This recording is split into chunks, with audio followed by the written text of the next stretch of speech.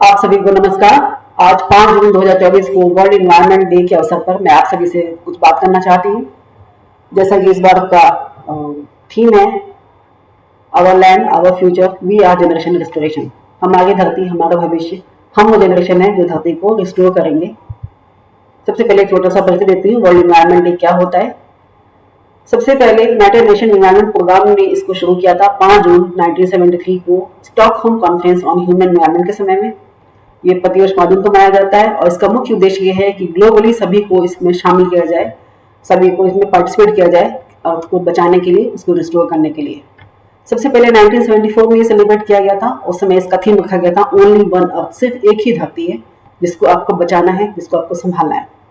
इस वर्ष 2024 में सऊदी अरेबिया वो देश है जो इसका प्रोग्राम होस्ट करेगा और इसका मुख्य फोकस होगा land restoration, desertification and drought releasing.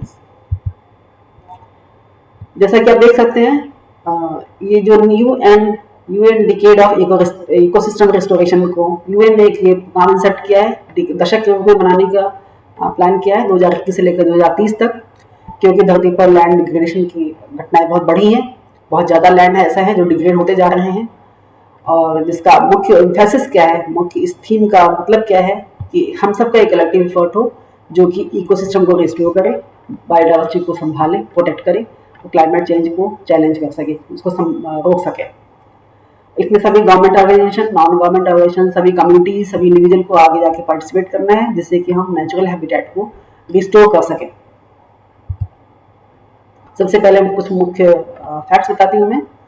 प्रतिवर्ष लगभग 55 billion ton of fossil energy, minerals, metals हम अर्थ से प्राप्त करते हैं और इस प्रक्रिया में अर्थ ने धरती से हम पूरी दुनिया में लगभग 80% ऑफ द फॉरेस्ट हमने डिस्ट्रॉय कर चुके हैं और पर डे हम 375 किलोमीटर स्क्वायर फॉरेस्ट लूज कर रहे हैं।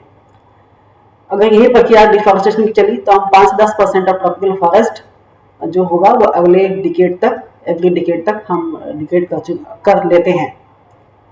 प्रति घंटे 1692 एकड़ प्रोडक्टिव लैंड जो उपजाऊ भूमि है वो हम डिजर्ट में कन्वर्ट कर दे रहे हैं। उसके कारण मैं आगे बताऊंगी। समुद्र से 27% कुछ कोरल रीफ है वो नष्ट हो चुके हैं। अगर यही गति रही तो अगले 30 सालों में हम 60% तक कोरल रीफ समाप्त कर चुके होंगे। समुद्र में इंडिया, यूरोप और मैक्सिको की बराबर की साइज के लगभग गार्बेज आइलैंड फ्लोट कर रहा है। इतना गार्बेज हम ओशन में हम डाल चुके हैं। हम अर्थ के लगभग 50% तक नेचुरल रिसोर्सेज का दोहन कर रहे हैं। ग्लोबली लगभग 25% तक ऑफ टोटल लैंड जो है वो ऑलरेडी डिग्रेड हो चुकी है। जब लैंड डिग्रेड होती है तो सॉइल में से जो कार्बन है, नाइट्रस ऑक्साइड है, वो एटमॉस्फेयर में रिलीज होती है और इस वजह से जो लैंड डिग्रेडेशन है वो सबसे बड़ा कारक बन जाती है क्लाइमेट चेंज के। साइंटिस्ट ने पहले ही वार्न कर चुके हैं लगभग 24 billion ton of fertile soil जो है वो पर ईयर लूज हो रही है, नष्ट हो रही है। और इसका मुख्य कारण है अनसस्टेनेबल एग्रीकल्चरल प्रैक्टिसेस, खेती की गलत प्रैक्टिसेस जो है उसकी वजह से। अगर यह ट्रेंड रहा तो 2050 तक हम 95% तक जो अर्थ की जो प्रोडक्टिव लैंड है वो हम लूज कर चुके होंगे। 1991 में लगभग 15% भूमि जो है लैंड डिग्रेड हो चुकी थी और जबकि 2008 में ये बढ़कर 24% हो चुकी थी। आज की डेट में हम जो भी लैंड डिग्रेडेशन हो रहा है वो 12 million hectare land per year की गति की रेट से हो रहा है। ग्लोबली 3.2 बिलियन पीपल हैं वो लैंड डिग्रेडेशन से अफेक्टेड हैं। इसमें मोस्टली वो लोग हैं जो रूरल कम्युनिटी से आते हैं, ग्रामीण हैं, स्मॉल लैंड ओनर फार्मर्स हैं और बहुत ही गरीब लोग हैं। UN convention to combat desertification, इसके अकॉर्डिंग लगभग 40% का जो प्लेनेट का, हमारे अर्थ प्लेनेट का जो जमीन है वो लगभग डिग्रेड हो चुकी है, जो कि आधी पॉपुलेशन को अफेक्ट करती है और पूरी दुनिया की जो जीडीपी है उसका भी 50% जीडीपी को अफेक्ट करती है। इस प्रक्रिया में लगभग जो हमारा ड्राई डे का ड्यूरेशन होता है वो 29% बढ़ चुका है, यानी कि हम ज़्यादा दिन गर्म के दिन सहन कर पाए। अगर ये इस पर हम कोई प्रक्रिया नहीं करें, इस पर कोई एक्शन नहीं लेते हैं तो लगभग 3/4 ऑफ द पॉपुलेशन जो है 2050 तक बहुत ज़्यादा अफेक्टेड होगी। इस वर्ष का 2024 का एनवायरमेंट डे इस वर्ष से महत्वपूर्ण हुई है कि ये UN convention to combat desertification का 30वीं वर्षगांठ मनाता है। डिजर्टिफिकेशन क्या है?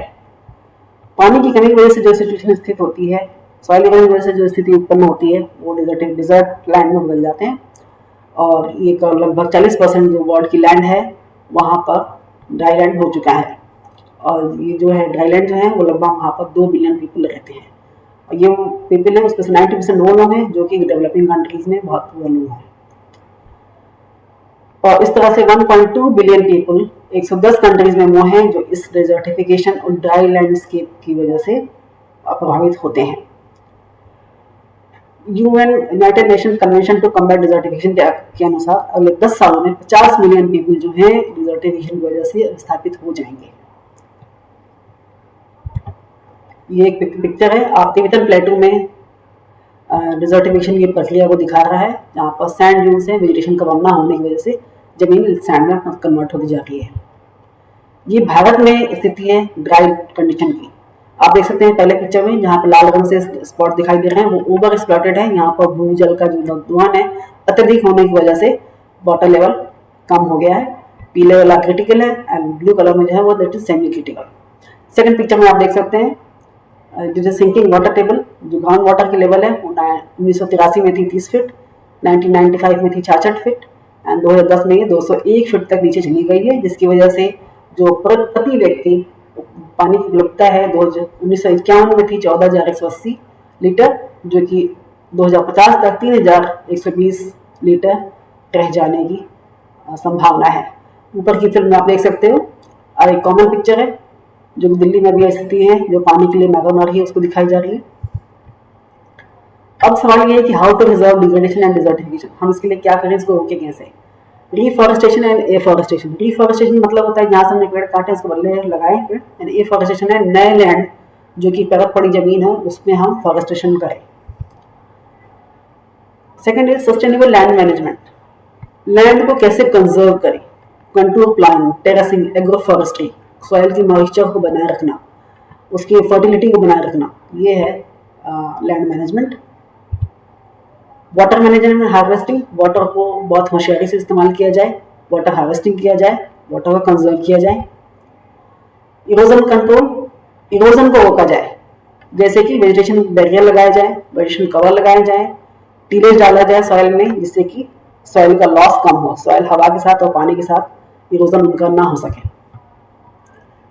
सबसे इंपॉर्टेंट है कम्युनिटी इन्वॉल्वमेंट एंड एजुकेशन। ये पूरी प्रक्रिया किसी एक व्यक्ति के बस की नहीं है, इसमें पूरी कम्युनिटी का इन्वॉल्व होना पड़ेगा, लोगों को एजुकेट करना चाहिए, ये इसमें बताया गया है। कभी कभी हम ऐसे बड़े एफर्ट्स करते हैं तो उसके लिए हमें किसी कॉर्पोरेशन के फंड की फाइनेंस की जरूरत पड़ती है। उसके लिए government organization, NGO, non government organization, international organization को भी आगे आना चाहिए जिससे कि फाइनेंस की कमी ना हो और ऐसे प्रक्रिया को आगे बढ़ाए। Technology and innovation, computer aided remote programs या रिमोट सेंसिंग, इन सब का भी बहुत महत्वपूर्ण योगदान है। हमारा क्या कंट्रीब्यूशन हो सकता है इसमें, नो प्लास्टिक यूज, जो भी प्रोडक्ट्स उनको यूज करें, रिसाइकिल करें, जीरो वेस्ट लाइफस्टाइल जिए, इनको प्रोडक्ट्स का इस्तेमाल करें, नेचुरल रिसोर्सेज काम में लें, नेचुरल एनर्जी को काम में लें, घरों से और फैक्ट्रियों से सल्फर डाइऑक्साइड, कार्बन डाइऑक्साइड का एमिशन को कम किया जाए, इलेक्ट्रिक वाहनों का इस्तेमाल करें, डीजल एंड पेट्रोल आधारित जो वाहन है उनका कम इस्तेमाल करें। इस पिक्चर में आप देख सकते हो स्थिति, अगर मान लीजिए पहले पिक्चर जो है आपकी आज की स्थिति है, तो लास्ट में हमारे जो एफर्ट्स है आप धीरे धीरे वाटर कंजर्व करेंगे, सॉइल कंजर्व करेंगे, प्लांटेशन करेंगे, तो लास्ट में आकर हमें एक अर्थ स्माइलिंग फेस के साथ दिखाई दे सकती है। हम इसको आज का दिवस कैसे सेलिब्रेट करें, ज्वाइन लोकल इवेंट्स, आपके घर में, आपके आसपास, आपके पार्क में, स्कूल में, कॉलेज में, जहाँ भी है, क्लीन अप ड्राइव से, प्लांटेशन है या कोई वर्कशॉप है उसको ज्वाइन करें, वहाँ से आपको सीखेंगे, लोगों को अवेयर करें, चाहे सोशल मीडिया के माध्यम से, किसी डिस्कशन के माध्यम से। अडॉप्ट सस्टेनेबल प्रैक्टिसेस, हमारे लाइफस्टाइल जो है वो सस्टेनेबल होना चाहिए जिससे कि इन्वायरमेंटल जो फुटप्रिंट्स हैं वो कम से कम हम छोड़ के जाएं। इन्वायरमेंटल कॉजेज को सपोर्ट करने के लिए हमें वॉलंटरीली या तो कुछ डोनेट करें या वर्कफोर्स हमारा इन्वॉल्व हो उसमें, हम अपना हाथ बढ़ाएं उसमें आगे, फिर दूसरों को एजुकेट भी करें। ये पिक्चर इसमें आप दिखा सकता है कि हमारा वर्ल्ड एनवायरमेंट को संभालना, बायोडाइवर्सिटी को संभालना किसी एक की कोशिश का नतीजा नहीं हो सकता, इसको इसमें के लिए सभी को शामिल होना चाहिए। सब शामिल होंगे तभी हमारी अर्थ पॉल्यूशन फ्री और अच्छी रहेगी।